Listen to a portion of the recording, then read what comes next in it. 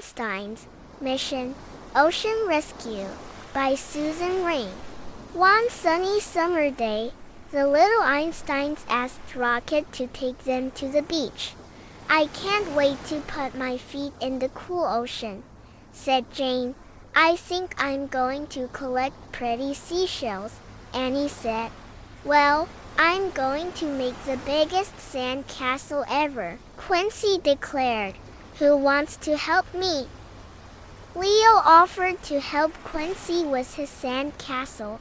"We'll have to find the perfect spot for it," Leo said, looking at the beach through his telescope. "Oh, no," he said suddenly. "What's wrong, Leo?" asked his little sister, Annie.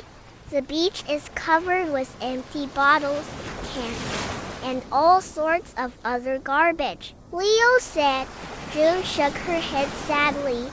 "How could anyone let the beautiful beach get so dirty?" "It looks like we've got a mission," said Leo.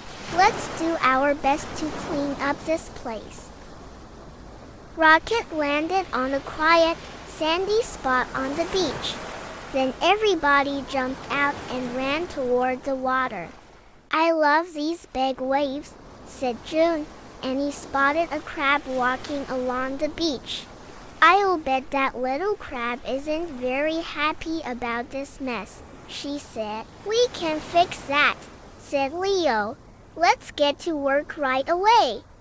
The little Einsteins slowly walked across the beach, picking up all the litter they could find. When they came to the sand dunes, they noticed a sign. It said, "Please stay off dunes. These sand dunes are an important part of the beach," said Leo. "They help protect it from the wind," said Annie. June nodded. "Dunes are also home to many creatures, such as birds, butterflies, and lizards. But how can we clean up the dune without walking on them and disturbing the creatures' homes?" asked Annie. "I have an idea," exclaimed Quincy. "I'll play my trumpet." Quincy played his trumpet loud, forte and fast allegro, and soon the bottles and cans began to roll down the dunes. "Here they come," shouted Annie. "They're rolling right into our big garbage bag," said Leo. Quincy played and played until every bottle and can rolled into the garbage bag. Now the dunes were beautiful again. "Thanks, Quincy," June cheered. "That was a great idea. I'm glad we could get that litter without disturbing the dunes," said Quincy, while Rocket scooped up more bottles and cans for recycling. The little Einsteins had fun exploring the beach. Leo came across a family of crabs walking along the sand. Quincy and June spotted some birds nesting in the tall grass.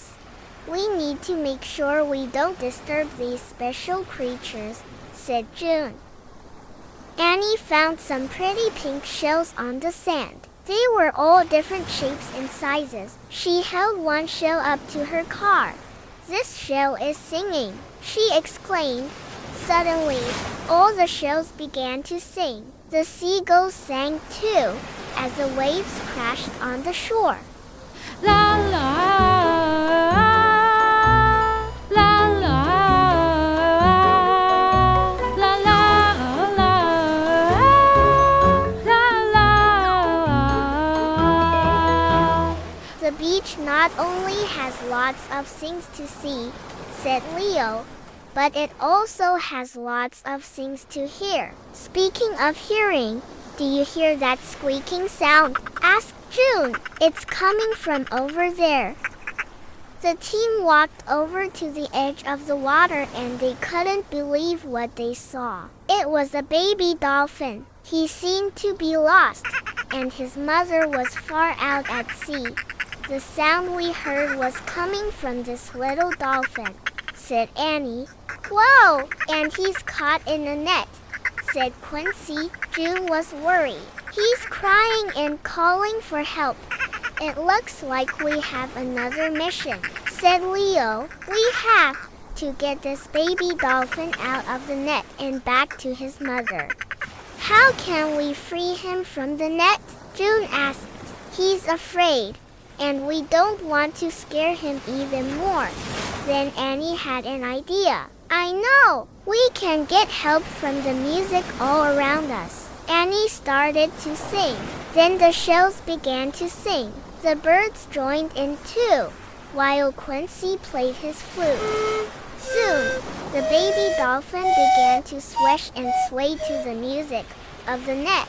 He likes the music, shouted June. He's wiggling his way out of the net. La la.